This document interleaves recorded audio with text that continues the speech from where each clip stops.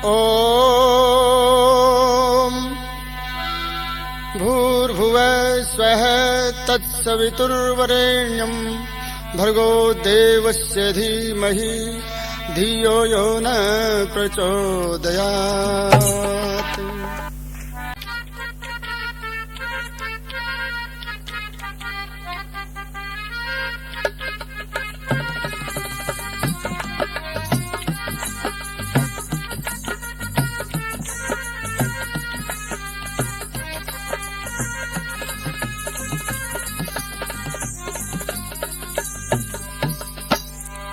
सजनों, महर्षि दयानंद एक बार प्रचार करते करते और कर्णवास में जा निकले।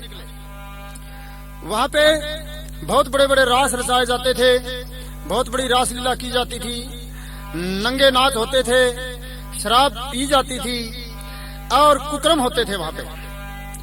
तो महर्षि दयानंद एक जगह अपना डेरा लगाए बैठे थे और उसी समय एक राव कर्ण सिंह नाम का बहुत बड़ा जागीरदार था, बहुत बड़ा जमीन जायदाद वाला व्यक्ति था और उसने वहां पे अपने रास की तैयारियां कर रखी थी।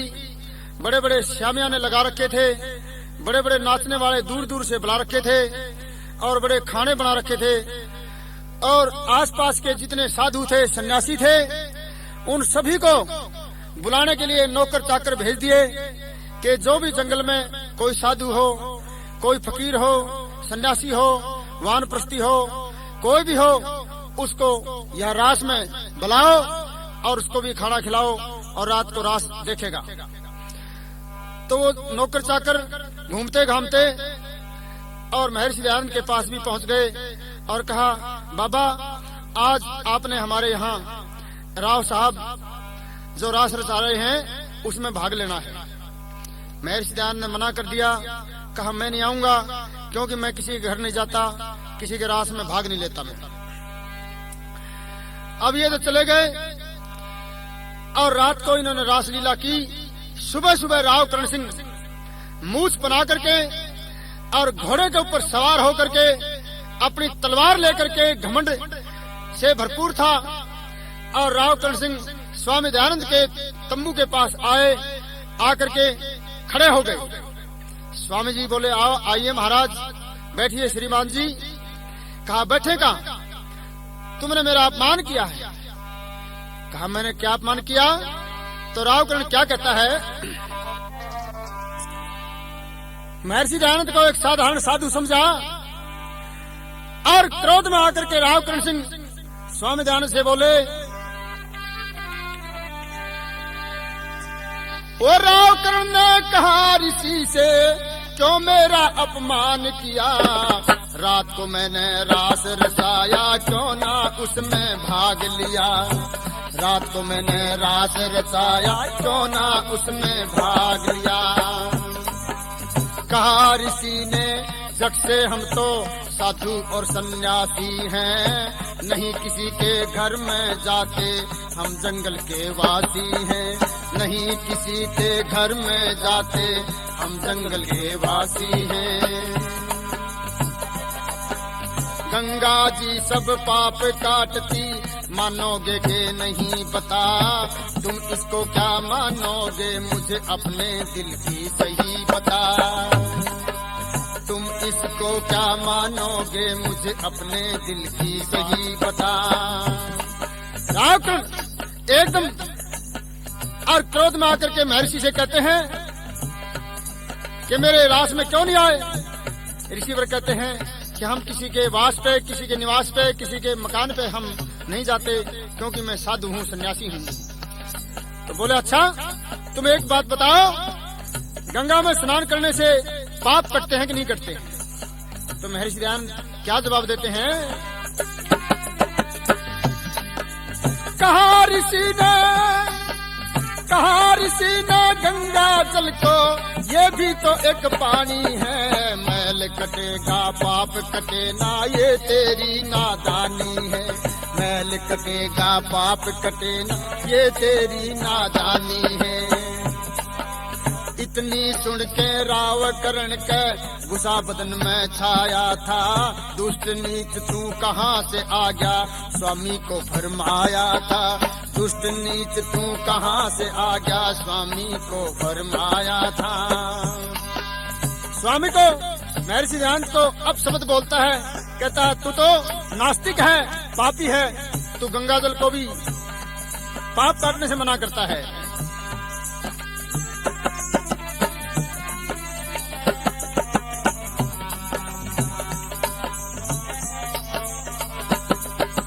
स्वामी जी ने कहा आप इस धर्म को कब से मान रहे, रास रचाना गाने गाना कब से अच्छा जान रहे। रास रचाना गाने गाना कब से अच्छा जान रहे। कहा राव ने उस दिन से ही रास रचाना शुरू किया, नाच नचाना गाने गाना भेष जनाना शुरू किया। नाच नचाना गाने गाना भेष जनाना शुरू किया। स्वामी जी पूछते हैं कि तुम इस धर्म को जो तुम रास रचाते हो और इसको तुम धर्म मानते हो, इस धर्म को कब से मान रहे हो? तुम्हारे बाप दादा इसको मानते थे कि नहीं मानते थे? तो राव कर्ण कहता है कि नहीं मानते थे मेरे बाप दादा, तो मैं ही मानता हूँ और मैंने भी कुछ साल पहले, कुछ वर्ष पहले इसको शुरू किया है। कुछ दिन पहले तुम भी पापी। जब ये कहा कि मैंने कुछ दिन से शुरू किया इस रास रचाने को, नाच नचाने को, तो स्वामी जी कहते हैं जब तू रास नहीं रचाता था और इस प्रकार से गंगा में स्नान नहीं करता था और ये मेले नहीं भरता था, उससे पहले तू भी पापी था। रास रचाने वाले पापी नहीं होते, तो जब तू भी पापी था। कहा कुछ दिन पहले तू भी पापी, स्वामी जी नु बोल पड़े। इससे तो ये सिद्ध होता है सारे पापी तेरे बड़े। इससे तो ये सिद्ध होता है सारे पापी तेरे बड़े। ओहो, ऋषि ने कहा कि तेरे बड़े जो थे वो रास नहीं रचाते थे, तो वो भी पापी थे। क्योंकि मैं पापी हूँ, मैं रास नहीं रचाता, इसलिए मैं पापी हूँ। तो तेरे बड़े जो थे, बुजुर्ग थे, वो रास नहीं रचाते थे, वो पापी थे। और कुछ साल पहले तू भी पापी था। बस इतनी बात सुनी और राव कर्ण ने अपनी चमचमाती तलवार म्यान से निकाल करके और एकदम दयानंद की तरफ बढ़ा। काट ली तलवार म्यान से, गर्दन दूर करूं तेरी। लाल आंख कर बोला तूने इज्जत नहीं करी मेरी। लाल आंख कर बोला तूने इज्जत नहीं करी मेरी।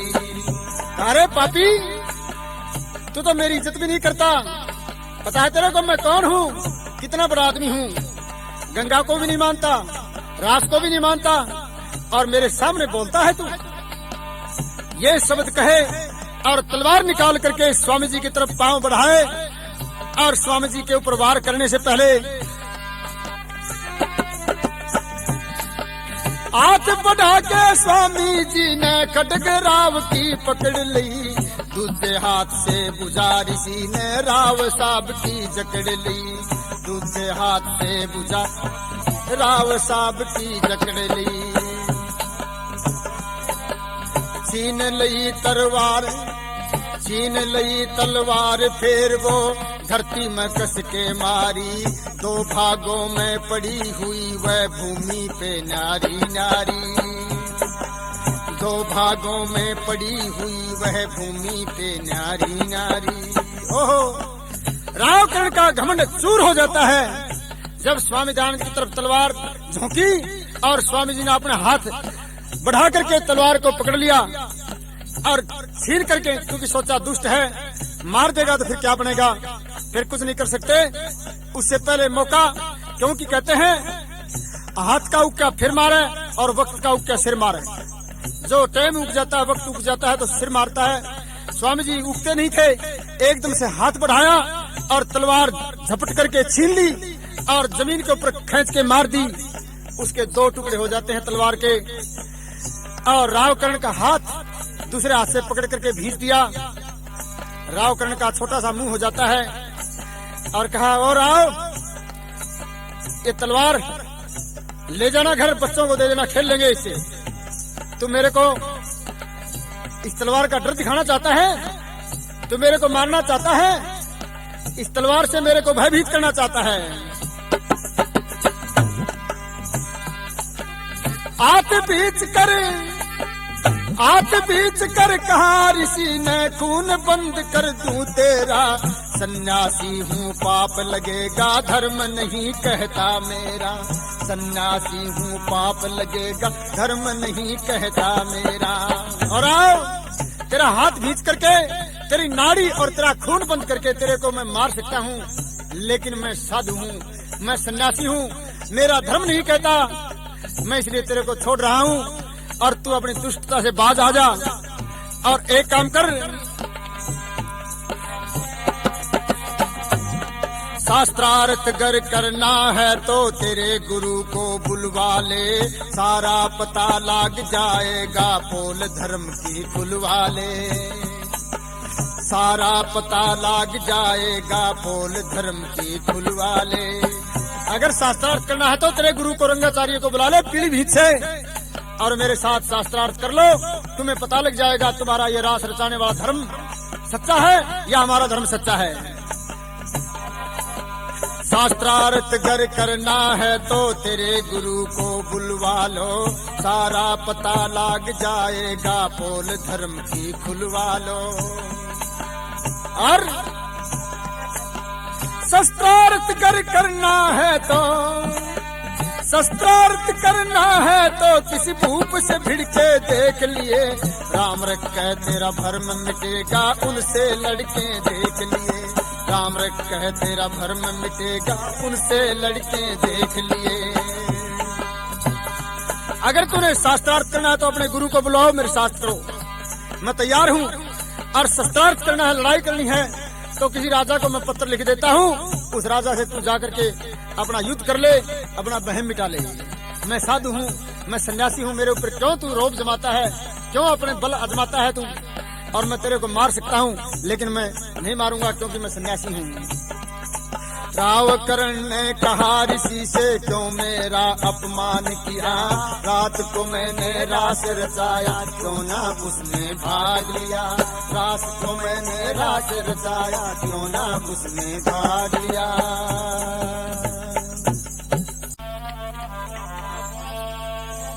ऋषि की बात सुन करके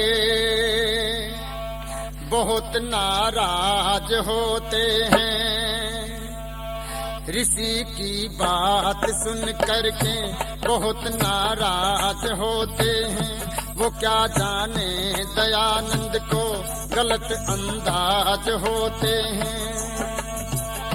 जगत भर में न ऐसा कोई दयानंद जैसा, ऋषि की बात सुन करके बहुत नाराज होते हैं, गलत अंदाज होते हैं। जगत भर में न ऐसा कोई दयानंद जैसा, ऋषि की बात सुन करके।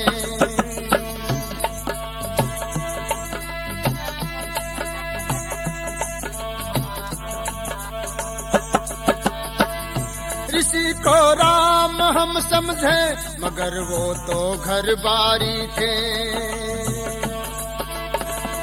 ऋषि को राम हम समझे, मगर वो तो घर बारी थे।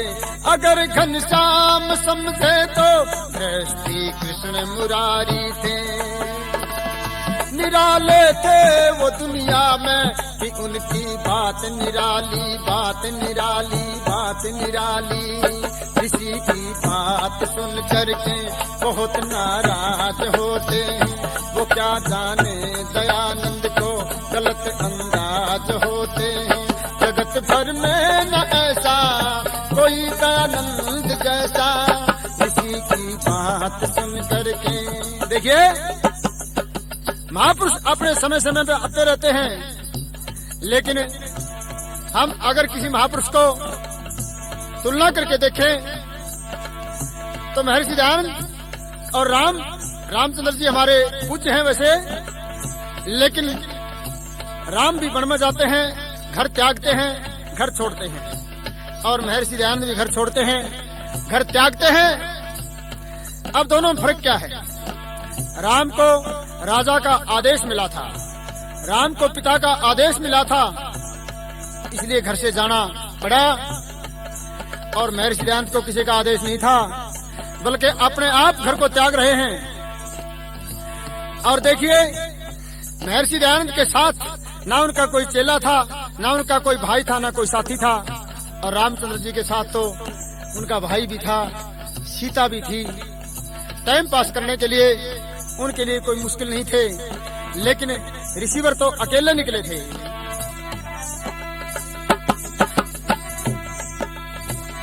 उन्हें हनुमान समझे तो रजोगुणी हनुमान था,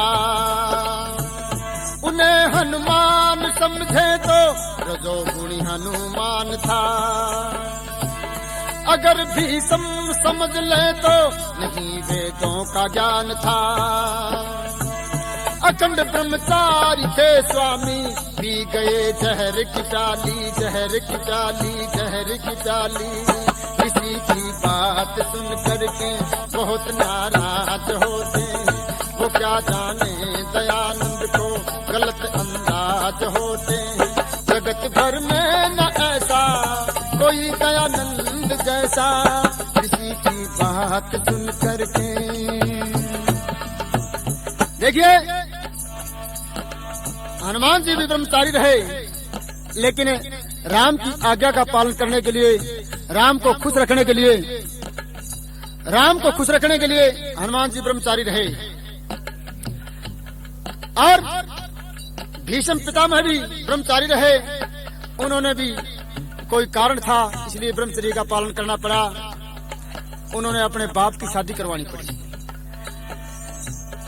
हमेशा बाप अपने बेटे की शादी करता है, लेकिन भीष्म ने प्रतिज्ञा करके और अपने बाप की शादी करवाई, इसलिए ब्रह्मचर्य का पालन किया। लेकिन रिसीवर के लिए ऐसी कोई बात नहीं थी। इनके घर के इनकी शादी करना चाहते थे, इनको घर पर रखना चाहते थे। बहुत जबरदस्त कोशिश की गई, लेकिन ऋषि ने सारे बंधन तोड़ करके, सारे रस्से तोड़ करके, सारी जंजीर तोड़ करके और घर से बाहर निकल करके जिंदगी में कभी घर पे नहीं आए।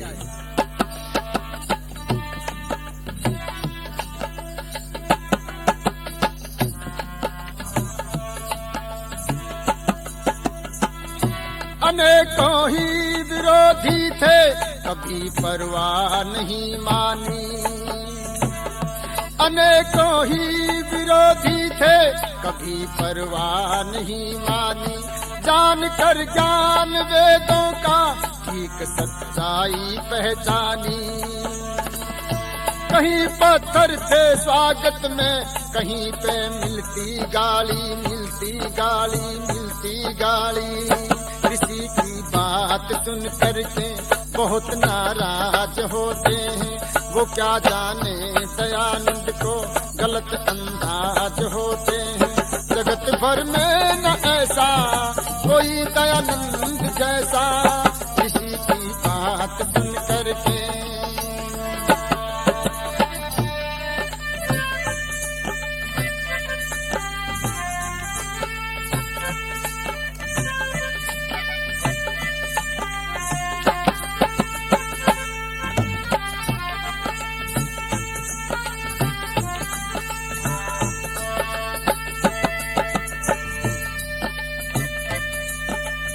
और अंतिम समय में भी कमाल कर दिया। ऐसा उदाहरण इतिहास में कहीं नहीं मिलेगा आपको। अपने प्राण घातक को, अपने जहर देने वाले को अपने पास से पैसा दे करके भगा दिया। कहा, जगन्नाथ तेरे को ये लोग मार देंगे, इसलिए तू अपनी जान बचा जा। वो अपने प्राण घातक को दे गए प्यार आखिर में। वो अपने प्राण घातक को दे गए प्यार आखिर में। पहुंच गए ब्रह्म आनंद में, पहुंच गए ब्रह्म आनंद में। छोड़ संसार आखिर में। राम रख बुझ गई ज्योति, वो ऐसी आई दिवाली, आई दिवाली, आई दिवाली। ऋषि की बात सुन करके बहुत नाराज होते हैं, वो क्या जाने दयानंद को गलत अंदाज होते हैं। जगत भर में न ऐसा कोई दयानंद जैसा, ऋषि की बात सुन करके बहुत नाराज होते हैं, ऋषि की बात सुन करके।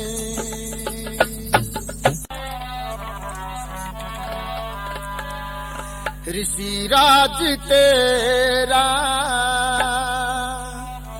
चमत्कार देखा, ऋषि राज तेरा चमत्कार देखा। विधवा अनाथों को गले से लगाया, विधवा अनाथों को गले से लगाया। दुखियाओं के प्रति सच्चा प्यार देखा, ऋषि राज तेरा चमत्कार देखा, ऋषि राज तेरा चमत्कार देखा।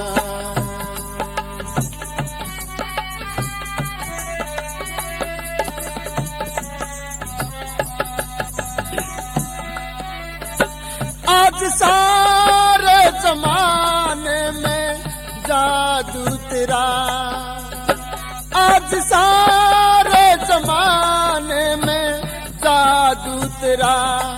हम न भूलेंगे एहसान साधु तेरा।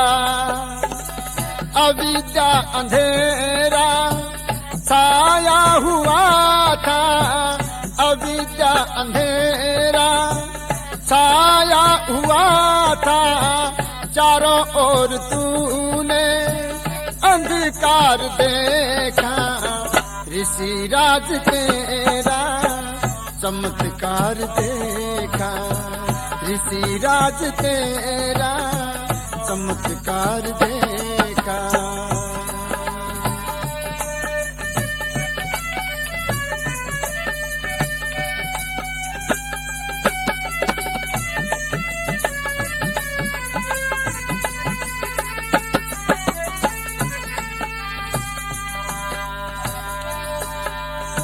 लोग कहते कि वेदों की विद्या तो गई, लोग कहते कि वेदों की विद्या तो गई। तूने देखी उठा के पुरानी बही, वेद जर्मनी से मंगा कर मिलाए, वेद जर्मनी से मंगा कर मिलाए। अंतर न पाया कर विचार देखा, ऋषि राज तेरा चमत्कार देखा, ऋषि राज तेरा चमत्कार देखा। लोग कहते थे कि वेदों की विद्या खत्म हो गई, क्योंकि वेद जो है उनको जर्मनी में ले गए। और कोई कहता था कि वेदों को तो शंकासुर पाताल लोक में ले गए। महर्षि दयानंद ने जर्मनी से वेद मंगाए और वेदों को जो इस देश के अंदर वेद थे उनसे मिलाकर के देखा, कोई अंतर नहीं मिला। और फिर घोषणा कर दी, फिर चैलेंज कर दिया, कहा वेद हमारे पास हैं, कोई जर्मनी में नहीं लेगा, कोई पाताल लोक में नहीं लेगा, क्योंकि यहाँ सायण महीधर मोक्ष मुद्र जैसे लोगों ने वेदों के अर्थ भी गलत कर दिए थे और ऐसा झूठा प्रचार करके इस देश के लोगों को वेदों से दूर कर दिया था। ऋषिवर ने वो सारे का सारा वहम, वो सारे का सारा हमारा जो अविद्या का चश्मा था उसको हटा दिया और सच्चा वेदों का रास्ता दिखा दिया। और हमने क्या दिया उसके बदले में?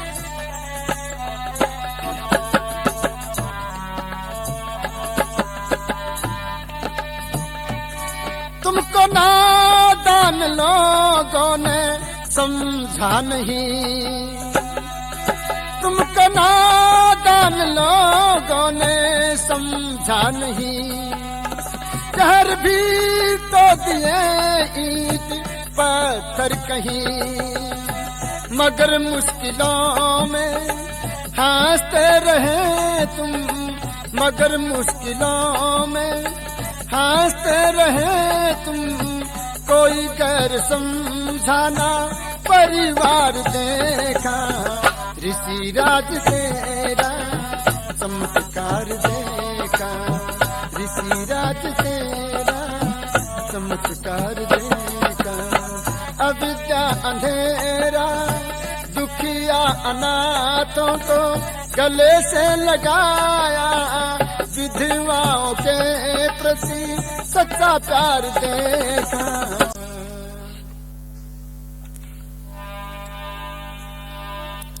महापुरुष तो आते हैं जमाने में,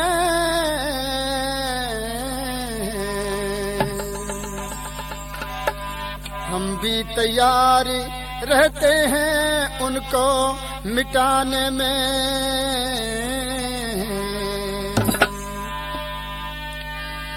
इसी प्रकार से ऋषिवर दयानंद भी आए थे हमको बचाने के लिए।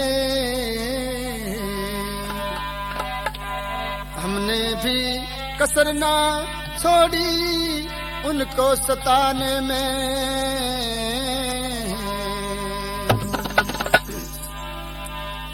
ऋषि जोधपुर न जाते, ऋषि जोधपुर न जाते तो कुछ और बात होती, तो कुछ और बात होती। ऋषि जोधपुर न जाते तो कुछ और बात होती, तो कुछ और बात होती। पापी न विष पिलाते तो कुछ और बात होती, तो कुछ और बात होती। ऋषि जोधपुर न जाते तो कुछ और बात होती, तो कुछ और बात होती।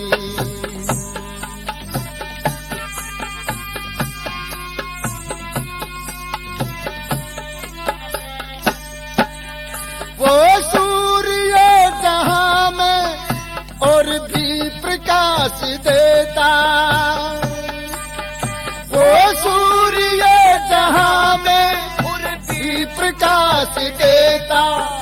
भानु को ना छुपाते तो कुछ और बात होती, तो कुछ और बात होती। ऋषि जोधपुर न जाते तो कुछ और बात होती, तो कुछ और बात होती।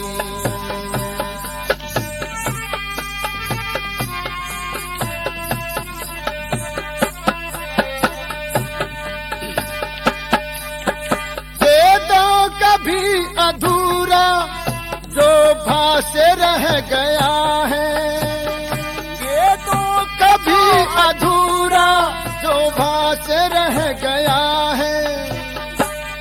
ऋषि चार चांद लाते तो कुछ और बात होती, तो कुछ और बात होती।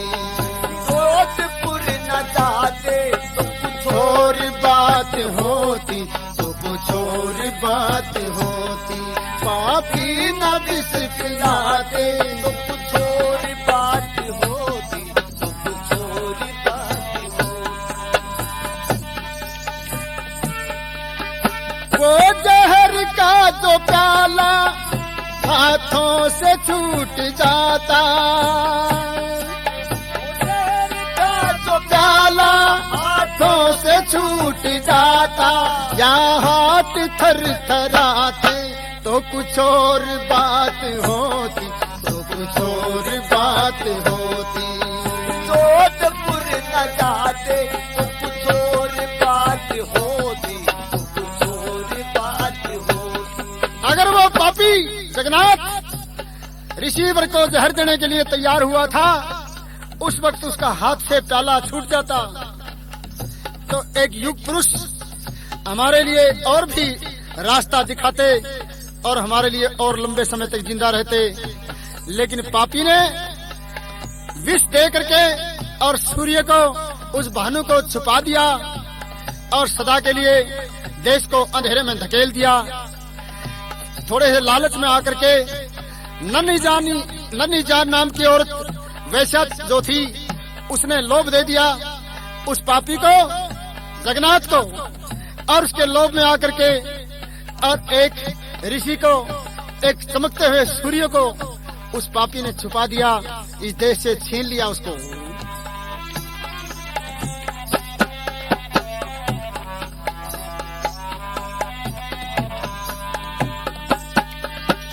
फिर चमकता सितारा,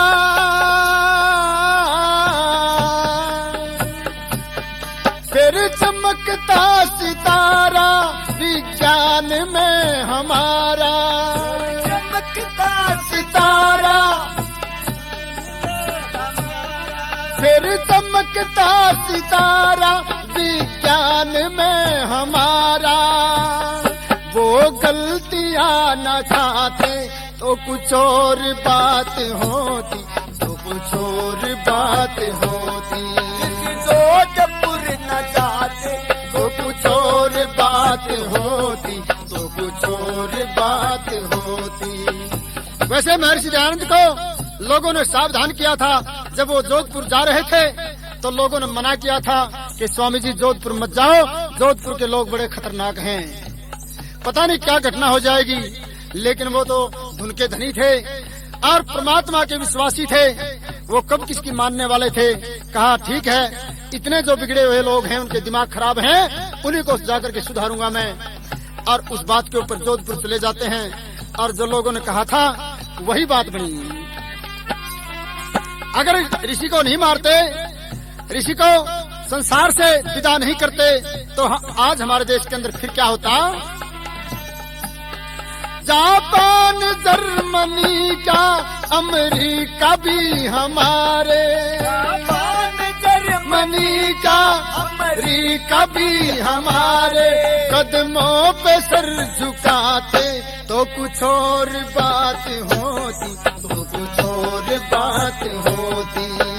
जोधपुर न जाते तो कुछ और बात होती, तो कुछ और बात होती। पिलाते तो कुछ और बात होती, तो कुछ और बात होती। तो और बात क्या होती। हमारा देश सारे संसार में सबसे पहले नंबर पर होता विज्ञान में। सारे संसार का गुरु था ये देश। महाभारत से पहले संसार के लोग यहाँ आकर के विद्या पढ़ते थे और इस देश को अपना गुरु मानते थे। इस देश को सोने की चिड़िया भी कहा। लेकिन अगर महर्षि को नहीं मारते तो महाभारत के बाद में जो देश का नाश हुआ था, जो देश का पतन हुआ था, उस पतन को मिटा करके ऋषिवर फिर से देश को सोने की चिड़िया बना देते और देश को सारे संसार का गुरु फिर से बना देते। इसलिए आपका, हमारा सबका कर्तव्य बनता है, सबका फर्ज बनता है।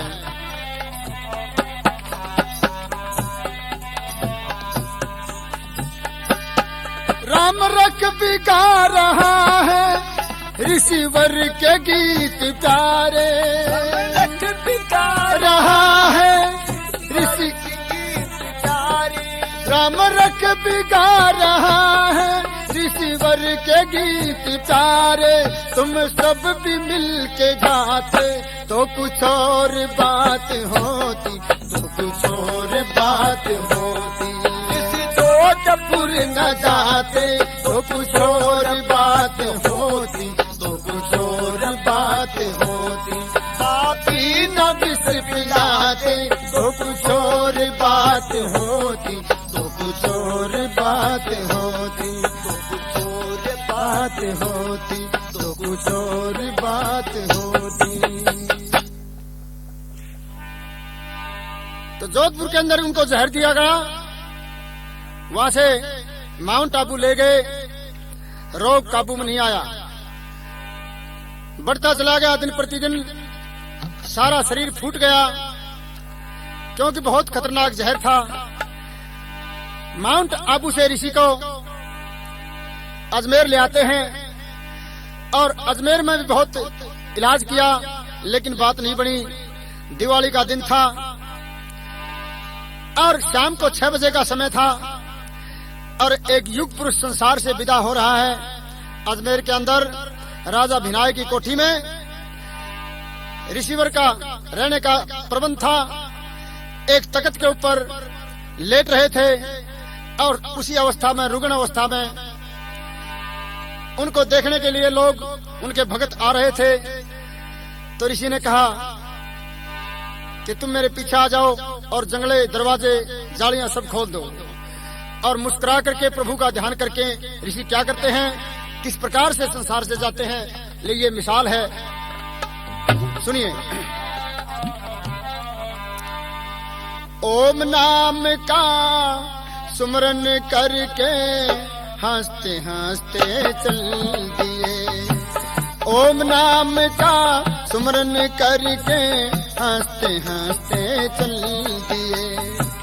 आर्य जनों से योगी अंतिम, आर्य जनों से योगी अंतिम करके नमस्ते चल दिए। ओम नाम का सुमरन करके हंसते हंसते चल दिए। ओम नाम का सुमरन करके हंसते हंसते चल दिए।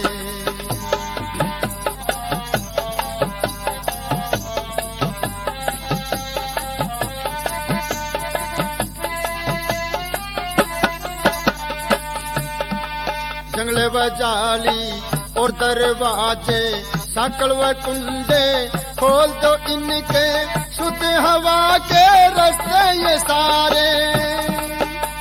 आर्य जनों से आदेश देकर बोले रिसीवर, आगे से हटकर आ जाओ तुम लोग पीछे हमारे, आ जाओ तुम लोग पीछे हमारे।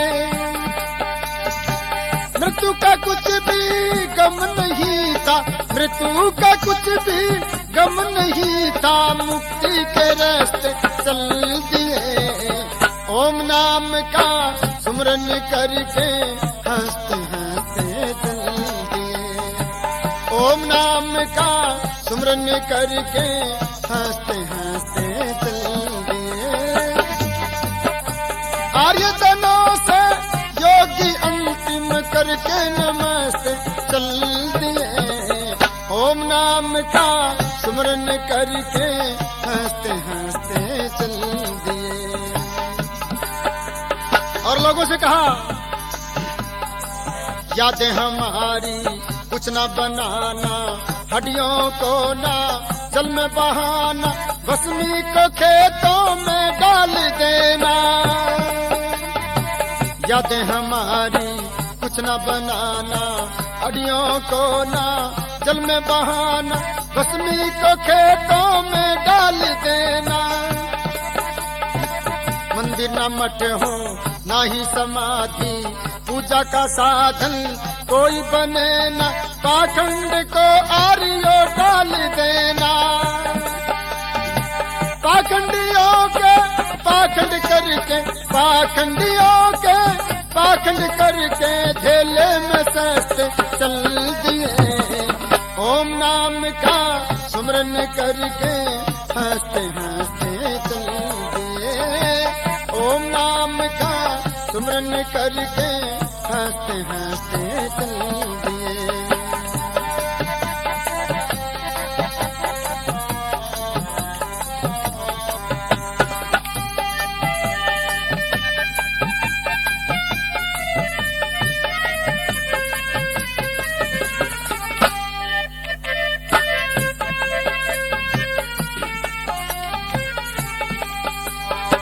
और क्या बोले, ईश्वर तुम्हारी इच्छा हो पूरी, अंत समय में बोले प्रभु जी तूने ये कैसी लीला रचाई। ईश्वर तुम्हारी इच्छा हो पूरी। अंत समय में बोले प्रभु जी तूने ये कैसी लीला रचाई। ध्यान लगा के और मुस्कुरा के मृत लोक को छोड़ के चाल, आगे की मन में सुरती लगाई, आगे की मन में सुरती लगाई। राम रख भक्तों की आंखों में, राम रख भक्तों की आंखों में आंसू बरसते चल दिए। ओम नाम का सुमरन करके हंसते हंसते चल दिए। ओम नाम का सुमरन करके हंसते हंसते चल दिए। ओम नाम का सुमरन करके हंसते हंसते चल दिए। आर्य जनों से योगी अंतिम करके नमस्ते चल दिए। सुमरन करके हंसते हंसते चल दिए।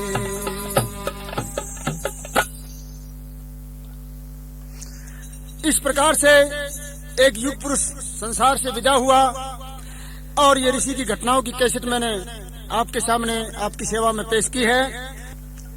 धन्यवाद।